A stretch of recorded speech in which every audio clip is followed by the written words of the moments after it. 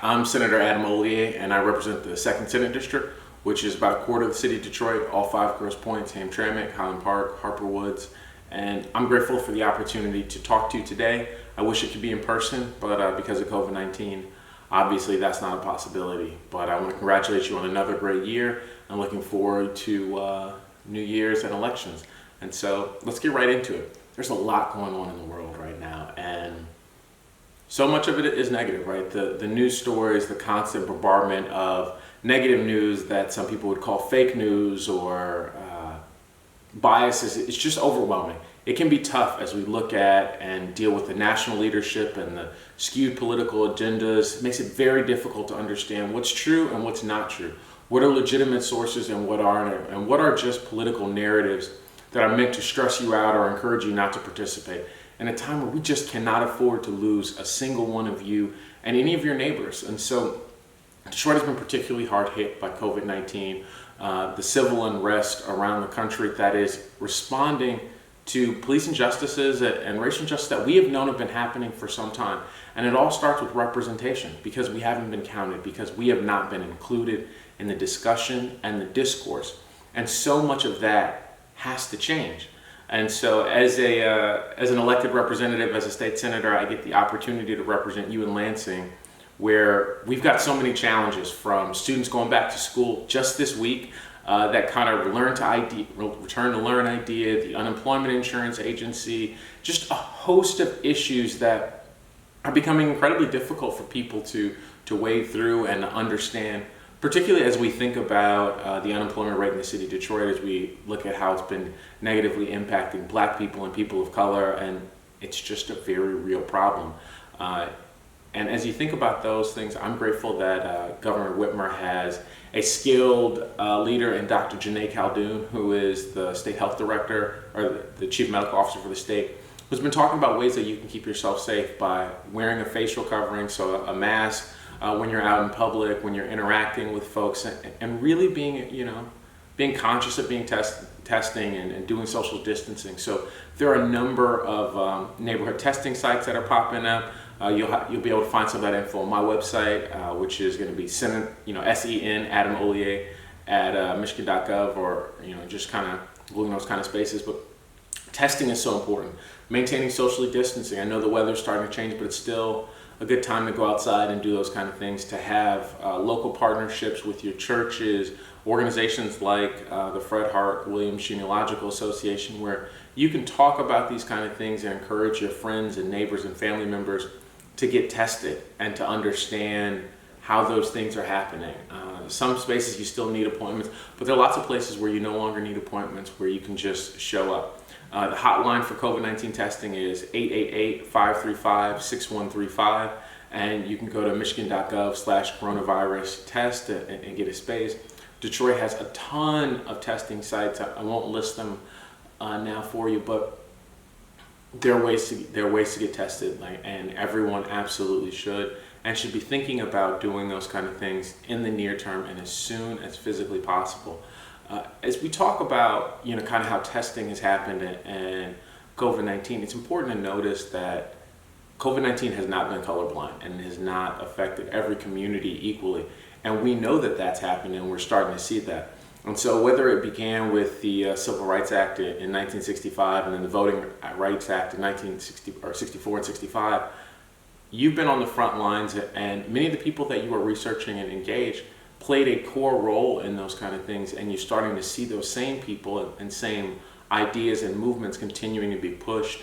Even today, as we talk about the Black Lives Matter protests and we talk about engagement and ways that you can participate, you don't have to go out and protest every night, but you can make sure that you are counted, that your friends and neighbors are counted, that you're all registered to vote, that you vote early. So the issues with Postal Service are real. They are making a huge impact as we talk about when your ballot will arrive, when it won't, and why does that matter? Because so much of the business that happens in our state and in our country runs through the mail. So make sure that you are getting your ballot back on time, that you have been counted in the census, that you have gone, and make sure that all your neighbors are counted, and that you understand what is necessary to vote and to be able to do all those kind of things. There are going to be lots of drop boxes in the city of Detroit. If you haven't already, I'd encourage you to request your absentee ballot and send it back soon, right? So absentee ballots will start to get mailed the last week of September, and you can drop them off at any point. But if you're going to mail it, you probably need to do that at least 2 weeks out. So we're thinking, around the 20th of October to do that. There'll be 30 ballot drop box locations in the city of Detroit with 14 satellite clerk offices just in the city of Detroit, so that you can turn your ballot in or vote in person ahead of the November election. But there are going to be lots of things going on, and when we talk about that, Detroit's going to be looking for 6,000 election workers. And that's going to play a big space as we talk about counting ballots, counting absentee ballots, and all those kind of things. So if you can do it, we need your help. It is the opportunity to make sure that on election night you aren't watching the news and they say, the election's going to come down to Michigan, and that's going to come down to Detroit, and we don't know when the ballots are going to be counted in Detroit. So you can play a role. You can be a part of solving this problem. So please, please, please, please, please, become an election worker, become a poll volunteer, help get people to the polls, or encourage folks to vote absentee and get all that kind of stuff done. It's really, really, really important, whether you live in the city of Detroit, Grosse Pointe, Hamtramck, Highland Park, Harper Woods, Oak Park, in Oakland County, in Wayne, Macomb, Washtenaw. It's really important that every Michigander turn in their ballots and that they vote. This is how we make change, and this election is going to be critically important. It's going to be our opportunity to say either we are happy with what's going on or we aren't. And so voting makes a difference. Please, please, please make sure that you get out and vote this year, that you do that. And when you talk about how can you make a real impact, how do you parse out what's really happening versus what isn't, or the fake news, listen to trusted sources, right? So I have a weekly e-newsletter. I may be your state senator, I may not be. Lots of, I think just about all my colleagues do the same. Subscribe to their newsletters. Give them a call, shoot them a text, give them an email. Get connected with your local block club, with your precinct delegates, with your party apparatus. Pick a candidate you like. Maybe it's the one that lives in your district. Maybe it's one somewhere else. But get invested in an election, and a local election is already better. There are going to be lots of proposals on the ballot. So, for example, for Detroiters, Proposal N, which is going to be the opportunity to get an additional 8,000 homes demolished and another 8,000 saved from needing to be demolished. Those are kind of things that make a huge difference in our community, and you get to vote on them. State Supreme Court justices, they're going to be on the ballot. Your university board of governors, whether that be Wayne State, University of Michigan, or MSU, those are going to be on the ballot again. There are lots of things on the ballot that we're going to need you to step up and vote for. But even aside from all those kind of things, the first and most important thing that you can do is be a good steward of our community. And the way you do that is by, first, responding to the census, second, by voting, and third, by being well informed, right? So you can be well informed by finding trusted news resources, by listening, by reading and engaging. You all have done a great job and are known for doing the research. That's what you need to do when you're looking for a candidate. Don't just listen to the statements that they make in public, but look at their background, look at their record, look at their history.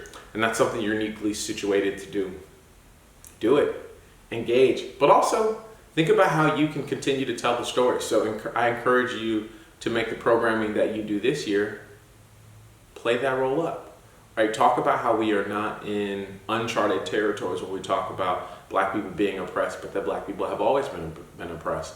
Talk about the role and highlight the individuals in your organization who have been telling the story of people who have been fighting this fight, not for the last 6 months or the last year or the last decade, but for the last century, the last 2 centuries, the last 3 centuries. We have been in this fight for a long time. And people like you, organizations like the Fred Hart Williams Genealogical Society, have been telling the story of people who have been in this fight for as long as you've been in existence. And now more than ever, we need people to understand that we are not going to get this done tonight, tomorrow, or next week, but that every day we can continue to make progress. And every day that we do make progress is a better day. It is a day that gets us a little bit closer to where we want to be. And where we want to be is in a safer, more just, more fulfilling country, state, city that provides our family and our kids and our descendants with opportunities we did not have.